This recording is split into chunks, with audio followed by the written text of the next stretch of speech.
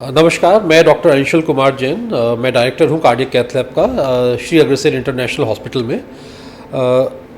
आजकल एक बहुत बड़ी समस्या हम लोग देख रहे हैं जिसमें यंग से मतलब 30 साल से 45 साल तक के जो लोग हैं, चाहे लेडीज़ हों चाहे मेल्स हों, इन लोगों में हार्ट अटैक की समस्या बहुत ज़्यादा बढ़ती जा रही है। अमूमन हम लोग हर हफ्ते 1 या 2 मरीज़ों को स्टेंट्स डालते हैं जो कि 30 से 45 साल की उम्र के आ रहे हैं। और ये बहुत चिंता का विषय है क्योंकि इस एज के जो लोग होते हैं इनके बच्चे या तो 5-10 साल के होते हैं या ज़्यादा से ज़्यादा 15 साल के होते हैं। और इस स्टेज पे पेरेंट्स का जो रोल है वो बहुत इंपॉर्टेंट होता है। किसी को भी अगर इस एज पे हार्ट अटैक आ जाता है तो फिर बच्चों की लाइफ और पूरी फैमिली की लाइफ रिस्क पे आ जाती है। तो इस बारे में मैं आपको कुछ पॉइंट्स बताना चाहूँगा कि क्या चीज़ है जिसे करने से हम लोग हार्ट की बीमारी को आने से रोक सकते हैं या उससे बच सकते हैं। तो इसमें 4-5 चीज़ें बड़ी इंपॉर्टेंट होती हैं। एक, हम लोगों को अगर हमारे फैमिली में डायबिटीज़ या ब्लड प्रेशर की शिकायत है या हार्ट की बीमारी हमारे पेरेंट्स में रही है तो हम लोगों को बहुत केयरफुली एनुअल चेकअप्स को कराना चाहिए, जिसमें कि शुगर, ब्लड प्रेशर और कोलेस्ट्रॉल का नाप किया जाता है। कोई बहुत ज़्यादा जाँचों की ज़रूरत नहीं होती है। दूसरा, हमें अपना वेट नॉर्मल रखना चाहिए। नॉर्मल का मतलब ये है कि लेडीज़ में 32 इंच से ज़्यादा पैंट नहीं होनी चाहिए और जेंट्स में 34 इंच से ज़्यादा नहीं होनी चाहिए। अगर वो इससे ज़्यादा जा रही है तो फिर आपका वेट आपकी हाइट के हिसाब से हमेशा ज़्यादा होगा। तीसरी चीज़ आपको देखना है स्मोकिंग या अल्कोहल। इसको स्मोकिंग कभी नहीं करनी चाहिए और अल्कोहल मिनिमम रहना चाहिए। डायबिटीज़ का मतलब है कि जो फास्टिंग शुगर है ये हमारी 100 के नीचे रहनी चाहिए। ब्लड प्रेशर 120/80 या 130/80 के नीचे ही रहना चाहिए। इसके अलावा जो कोलेस्ट्रॉल लेवल्स हैं वो आपके डॉक्टर से आपको मिलकर चेक कराना चाहिए। और एलडीएल जो ख़राब कोलेस्ट्रॉल होता है इसका लेवल 100 के नीचे रहना चाहिए, जो कि नॉर्मली 130 से 160 होता है।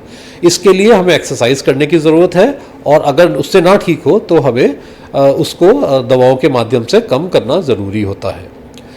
मोटापा जो है ये कंट्रोल करना बहुत ज़रूरी है। इसके लिए हमें नियमित रूप से एक्सरसाइज करनी है। अब वो क्या एक्सरसाइज करने की ज़रूरत है? ज़्यादातर लोग या तो दुकान पर जाते हैं, फैक्ट्री में जाते हैं या ऑफिस में जाते हैं, तो बहुत ज़्यादा समय नहीं मिल पाता है एक्सरसाइज करने के लिए। तो कुछ चीज़ें आप लोग ऑफिस में बैठकर या फैक्ट्री में बैठकर कर सकते हैं, जिसमें कि आपको हर समय नहीं बैठना चाहिए, हर आधे घंटे बाद उठकर थोड़ी देर चलना चाहिए।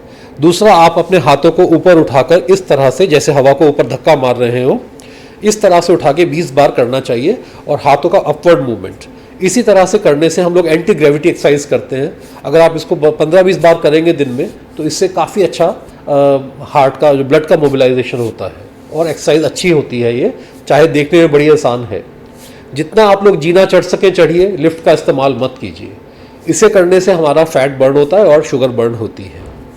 ये कुछ बेसिक टिप्स हैं, अगर आप इनको फॉलो करेंगे तो हम लोग हार्ट की जो प्रॉब्लम है उसे मिनिमाइज कर सकते हैं। अगर किसी को छाती में दर्द हो रहा हो जो कि घबराहट के साथ होता है, पसीना छूटने के साथ होता है, या ऐसा लगता है कि जान चली जाएगी, तो इसको लाइटली ना लें।